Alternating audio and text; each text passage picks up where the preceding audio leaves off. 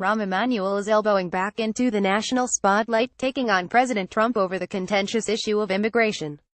The combative Chicago mayor and longtime Democratic power broker sued the Justice Department this week over the administration's efforts to rein in so-called sanctuary cities.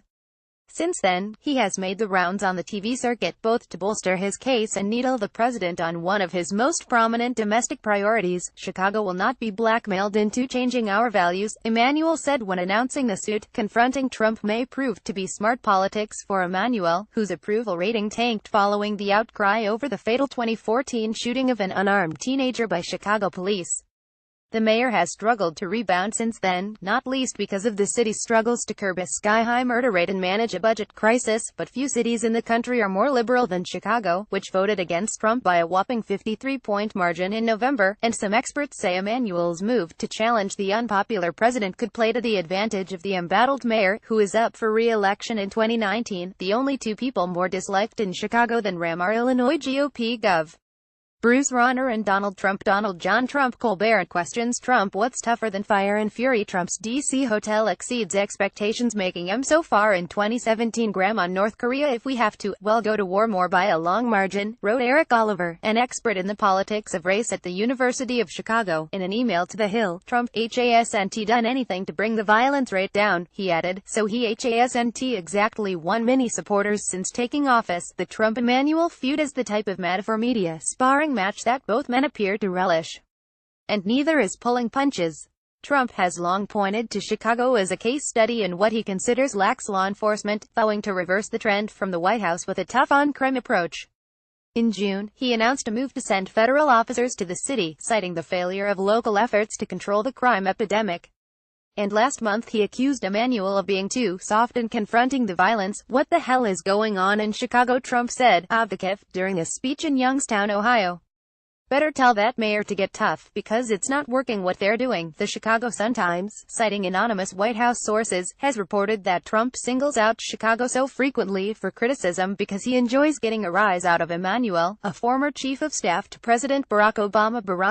Biden endorses them in Alabama Senate primary race. U.S. has failed in denuclearization of North Korea. Trump threatens McConnell more and a top aide in the Clinton White House. No stranger to political combat, Emanuel has responded in turn. The pair met in December, before Trump was sworn in, and again in February at the White House. But relations have soured since then. In June, Emanuel said Trump's political strategy boiled down to keeping his conservative base on amphetamines, highly charged. And responding to the president's Youngstown slap, the mayor suggested that it's his brain, not the president's brawn, that would solve Chicago's crime problems. It's not about being tough but being smart and strategic, he said. This week's fight over sanctuary cities has both escalated the rivalry and added to the cast of characters fueling it. Behind Attorney General Jeff Sessions. Biden endorses them in Alabama Senate primary. New poll shows more leading in Alabama special election primary. Senate primaries. How far will Trump go for revenge? More. The Justice Department is threatening to withhold federal crime-fighting grants to cities and law enforcement agencies that prohibit or discourage local cooperation with federal immigration officials. Specifically, the administration wants to be notified at least 48 hours before undocumented immigrants are released by local authorities, and it wants federal agents to have access to local jails. Chicago has laws that bar such interactions, and the city's suit contends the changes are both unconstitutional and violate city ordinance. Announcing the suit, Emanuel argued that sanctuary laws are needed to encourage cooperation between local police and community residents who might otherwise stay silent for fear of being deported. We want residents to see the police department as partners in making their neighborhood safe, Emanuel told CNN on Monday.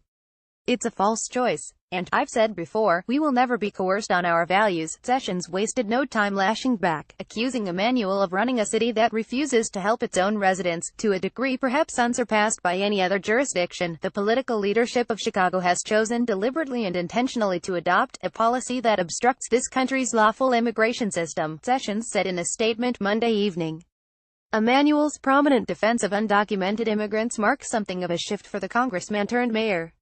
As head of the House Democrats' campaign arm in 2006, Emanuel steered the party away from a focus on immigration, characterizing the issue as a third rail that would hurt the Democrats' election chances, a sentiment he carried into Obama's White House. Lending credence to his strategy, the Democrats took control of the House that year, but immigrant rights advocates howled that the message would haunt the party in the long run. Since becoming Chicago's mayor in 2011, Emanuel has adopted a markedly different tone, reaching out to former adversaries in the immigrant community, including Chicago Rep.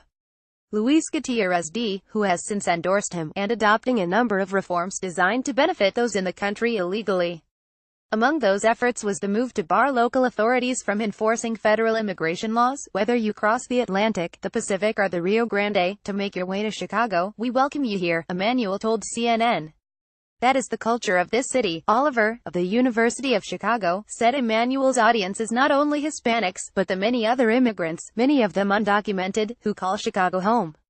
And because the city's violence tends to be concentrated in mostly black neighborhoods, he added, Emanuel's message could pay political dividends without raising concerns that his defense of sanctuary cities makes him soft on crime. Chicago also has a huge immigrant population and much of it is unauthorized. This includes not simply Mexicans and Central Americans, but also a lot of Eastern Europeans, Oliver said in his email. Many of these folks are friends and relatives of citizens and voters.